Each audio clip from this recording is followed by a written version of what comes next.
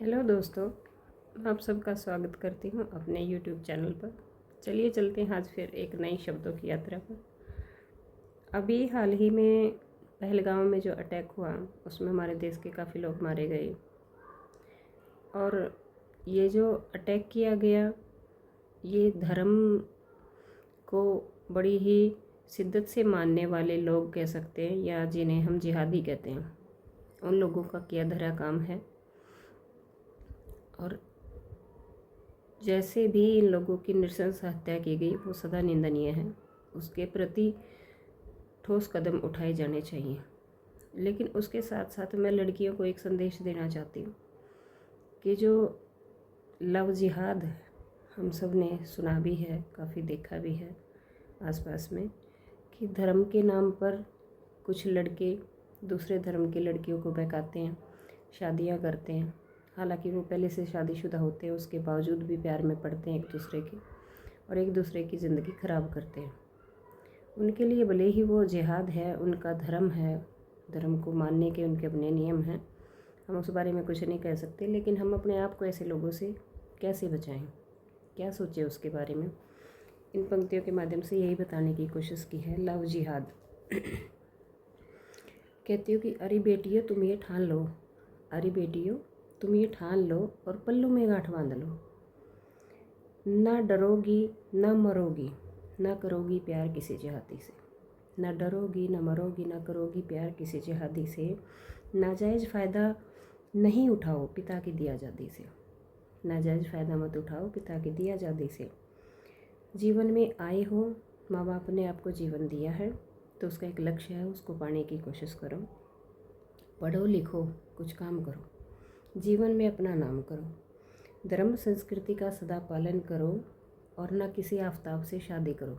ऐसे किसी इंसान से शादी मत करो जो सिर्फ धर्म के नाम पर आपको बहकाने के लिए आपको पथभ्रष्ट करने की कोशिश कर रहा है।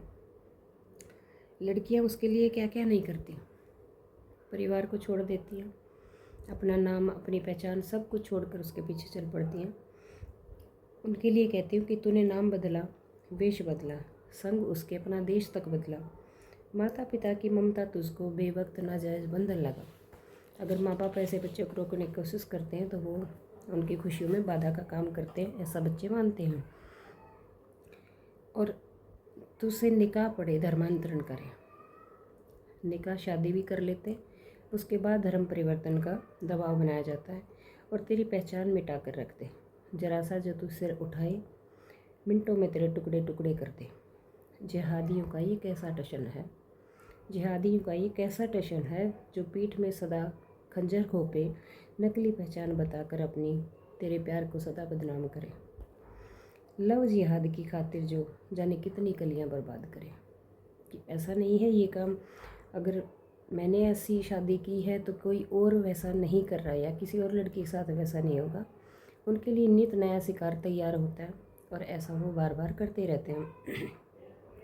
लव जिहाद की खातिर जो जाने कितनी कलियां बर्बाद करे। कत्ल हो या हो बलात्कार, हत्या हो या फिर हो पुलवामा जैसा नरसंहार, हर वारदात में छिपा हुआ ऐसा प्रेमी अल्लाह का ही जिहादी है।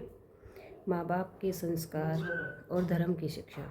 अंत में कहती हूँ कि किसी माँ बाप के संस्कार, कोई भी धर्म हो, कोई भी कल्चर हो या किसी भी धर्म की शिक्षा कभी गलत नहीं हो सकती। जड़ों से दूर होकर कभी पेड़ों की कोई टहनी हरी नहीं होती। जड़ों से दूर होकर कभी किसी पेड़ की टहनी हरी नहीं होती। यानी जो बच्चे अपनी जड़ों से कट जाते हैं, अपने धर्म संस्कृति पिता परिवार सब छोड़ देते हैं, वो कभी भी दुनिया में खुश नहीं हो सकते, ऐसा मेरा मानना है। तो ये था इन पंक्तियों का उद्देश्य।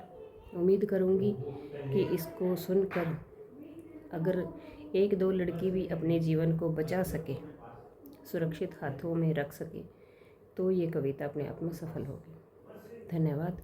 अगर पंक्तियाँ पसंद आई तो please like share and comment करें।